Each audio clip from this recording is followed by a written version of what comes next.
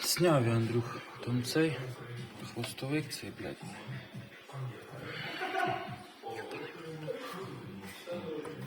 І все.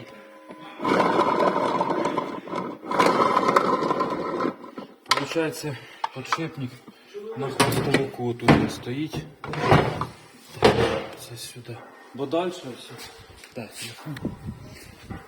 Далі, поняв, по коробці взагалі ідеальна тишина, все тихесенько, все хорошо. Получається один подшипничок і все.